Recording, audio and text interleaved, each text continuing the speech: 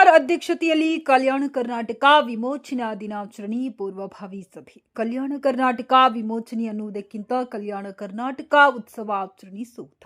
ಮ್ಯಾಗಳಮನಿ ಸಲಹೆ. ಗಂಗಾವತಿ. ಪ್ರತಿ ವರ್ಷದಂತೆ ಈ ವರ್ಷವೂ ಸಹ ಸೆಪ್ಟೆಂಬರ್ 17ರಂದು ಆಚರಿಸಲ್ಪಡುವ ಕಲ್ಯಾಣ ಕರ್ನಾಟಕ ವಿಮೋಚನಾ ದಿನಾಚರಣೆಗೆ ಸಂಬಂಧಿಸಿದಂತೆ ತಹಶೀಲ್ದಾರ್ ಯು ನಾಗರಾಜ್ ಅಧ್ಯಕ್ಷತೆಯಲ್ಲಿ ಶನಿವಾರದಂದು ತಾಲೂಕು ಪಂಚಾಯತ್ ಮಂಥನ ಸಭಾಂಗಣದಲ್ಲಿ ಪೂರ್ವಭಾವಿ ಸಭೆ ಆಯೋಜಿಸಲಾಯಿತು. ಈ ಸಂದರ್ಭದಲ್ಲಿ ಸರ್ವಾಂಗೀಣ ಅಭಿವೃದ್ಧಿ ಹೋರಾಟ ಸಮಿತಿಯ ಸಂಸ್ಥಾಪಕ ಹಾಗೂ ಜಿಲ್ಲಾಧ್ಯಕ್ಷ ಬಸವರಾಜ್ ಮ್ಯಾಗಳಮನಿ ಪೂರ್ವಭಾವಿ ಸಭೆಯ ಪೋಸ್ಟರ್ ಗಮನಿಸಿ ಕಲ್ಯಾಣ ಕರ್ನಾಟಕ ವಿಮೋಚನಾ ದಿನಾಚರಣೆ ಎಂಬುದು ಸೂಕ್ತದಾಯಕ ಪದ ಅಲ್ಲ, ಹೀಗಾಗಿ ಹೈದರಾಬಾದ್ ಕರ್ನಾಟಕ ವಿಮೋಚನಾ ದಿನಾಚರಣೆ ಬಳಿಕ ಪ್ರಸ್ತುತ ಕಲ್ಯಾಣ ಕರ್ನಾಟಕ ಉತ್ಸವ ದಿನಾಚರಣೆಯ ಆಚರಿಸುವುದು ಅತ್ಯಂತ ಸೂಕ್ತದಾಯಕ ಎಂದು ಸಲಹೆ ನೀಡಿದರು.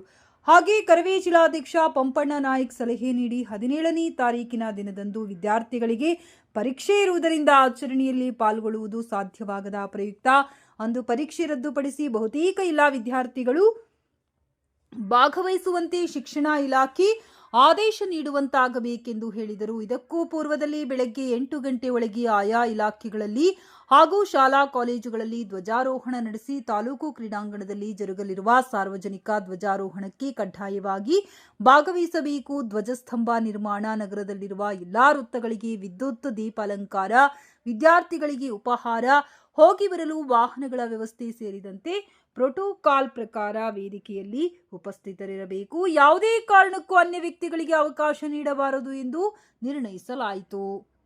ವಿಮೋಚನೆಯಲ್ಲಿ ಹೋರಾಟ ನಡೆಸಿದ ಹೋರಾಟಗಾರರಿಗೆ ಸನ್ಮಾನ, ಸಾಧಕರಿಗೆ ಸನ್ಮಾನ ಸಂಬಂಧಿಸಿದಂತೆ ಸಂಘ ಸಂಸ್ಥೆಗಳು ಜವಾಬ್ದಾರಿಯ ಉಳಿಸಿಕೊಂಡಲ್ಲಿ ಅವರ ವಿವರ ಕುರಿತು ಮುಂಚಿತವಾಗಿ ಇಲಾಖೆಗೆ ಗಮನಕ್ಕೆ ತಂದಿದ್ದೆ, ಆದರೆ ಪರಿಶೀಲಿಸಿ ಸಂಘ ಸಂಸ್ಥೆಗಳಿಗೆ ಅನುಕೂಲ ಮಾಡಿಕೊಡಲಾಗುವುದೆಂದು ತಹಶೀಲ್ದಾರರು ಹೇಳಿದರು. ಈ ಸಂದರ್ಭದಲ್ಲಿ ತಾಲೂಕು ಪಂಚಾಯಿತಿ ಕಾರ್ಯನಿರ್ವಾಹಕ ಅಧಿಕಾರಿಗಳ ರಾಮರೆಡ್ಡಿ, ನಗರಸಭೆಯ ಪೌರಾಯುಕ್ತ ವಿರೂಪಾಕ್ಷಮೂರ್ತಿ, ನಗರಸಭೆ ಅಧ್ಯಕ್ಷ ಹೀರಾಬಾಯಿ ನಾಗರಾಜ್ ಉಪಸ್ಥಿತರಿದ್ದರು. ಬಹುತೇಕ ತಾಲೂಕು ಮಟ್ಟದ ಅಧಿಕಾರಿಗಳು ಪೂರ್ವಭಾವಿ ಸಭೆಯಲ್ಲಿ ಪಾಲ್ಗೊಂಡು ಯಶಸ್ವಿಗೊಳಿಸಿದರು.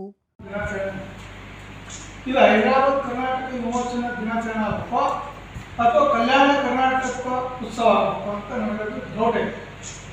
ಅದು ಒಂದು ಯಾಕಂದ್ರೆ ಕಲ್ಯಾಣ ಕರ್ನಾಟಕದ ವಿಮೋಚನೆ ಮಾಡಿಸ್ತಾರಲ್ಲ ಅಥವಾ ಉತ್ಸವ ಮಾಡ್ತೀವಿ ಅಥವಾ ಹೈದರಾಬಾದ್ ಕರ್ನಾಟಕ ವಿಮೋಚನೆ ಮಾಡ್ತೀವಿ ಅಂತ ನಮಗೆ ಆ ರೀತಿ ಇತ್ತಂದ್ರೆ ಬೇರೆಯವರಿಗೆ ಸನ್ಮಾನ ಮಾಡಬೇಕು ಅಂತೇಳಿ ನಮ್ಮ ಒಂದು ಅಭಿಪ್ರಾಯ. ಅದು ನಿಮಗೆ ಗೊತ್ತು, ಏನು ಸಿಸ್ಟಮ್ ಐತೆ ಆಗಬೇಕು ಅಂತ ಹೇಳ್ತೀವಿ. ಒಟ್ಟು ಅಚ್ಚುಕಟ್ಟಾಗಿ ಬಂದರೆ ಆಮೇಲೆ ಈ ಏನು ವೇದಿಕೆ ಮೇಲೆ ಈ ಪೆಂಡಲ್ ಹಾಕಿ ಎಲ್ಲ ಇರಲಿ, ಆದ್ರೆ ಮಕ್ಕಳಿಗೂ ಸ್ವಲ್ಪ ಒಂದು 4 ಸಾಂಗ್ 5 ಸಾಂಗ್ ಆಗ್ತವೆ, ಬಿಸಿಲು ಇರ್ತೈತೆ, ಅದನ್ನು ಮಾಡುತ್ತಾ ಕೇಳ್ತೀವಿ.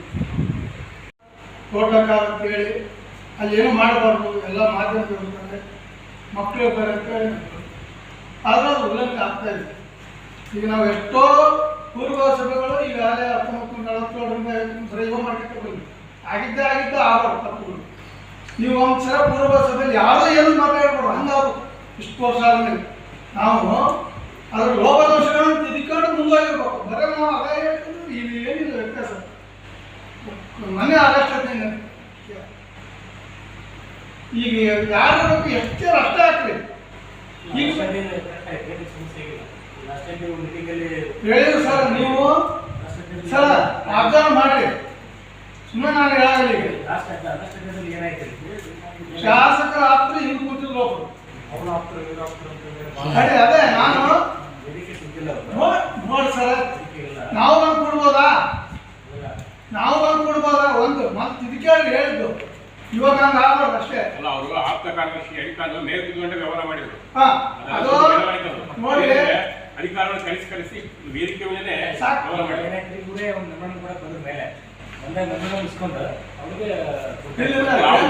ಎಲ್ಲ ಆಫೀಸರ್ ಕಳಿಸಿ ಅದೇ ಕೆಲವು ನೋಟ್ ಹಾಕೊಂಡ್ರು, ಅದು ಸ್ವಲ್ಪ ದೊಡ್ಡ ವೈರಲ್ ಆಯ್ತು.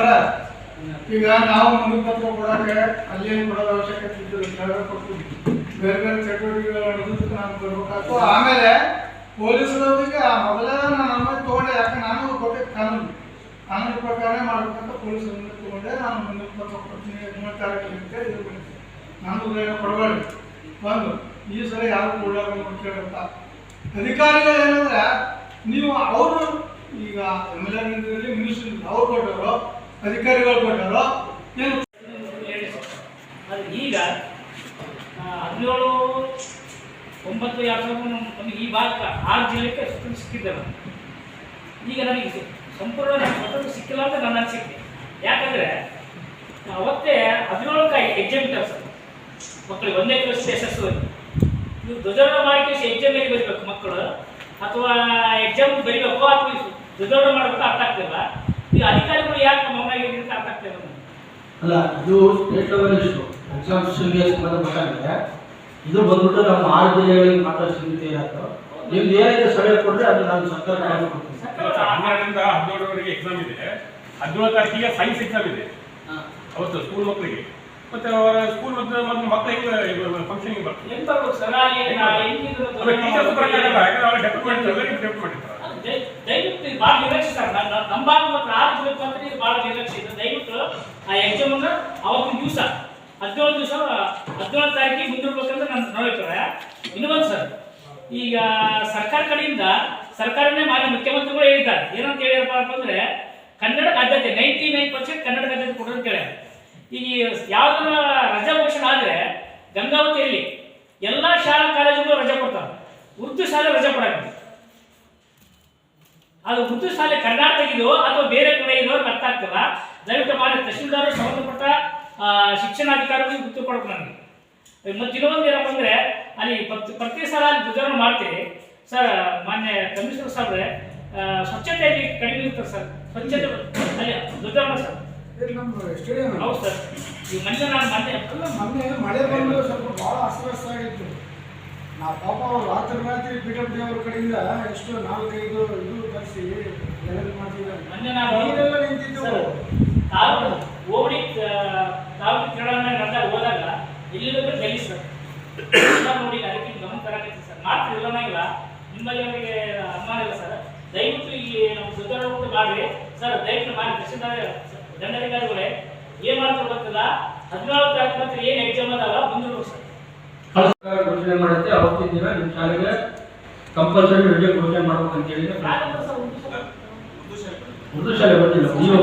ಉರ್ದು ಶಾಲೆ ನಮ್ಮ ಭಾರತ ದೇಶದಲ್ಲಿ ಕರ್ನಾಟಕ ಇದೆ, ಅದು ಎಲ್ಲ ದಯವಿಟ್ಟು ಉರ್ದು ಶಾಲೆ ನಮ್ಮ ಸಂಪ್ರದಾಯದಂತೆ ಎಲ್ಲ ಶಾಲೆಗಳು ಏನು ಒತ್ತು ಕೊಡ್ತಾರೆ ಅದೇ ರೀತಿ ಉರ್ದು ಶಾಲೆ ರಜೆ ಘೋಷಣೆ ಆಗಲೇಬೇಕು. ಸರ್ಕಾರಿ ರಜೆ ಏನೇನು ಘೋಷಣೆ ಮಾಡುತ್ತೆ ಆ ದಿನದಂದು ಉರ್ದು ಶಾಲೆಗಳ ರಜೆ ಕೊಡಂತ ಹೇಳಿ ಸರ್ಕಾರ ಘೋಷಣೆ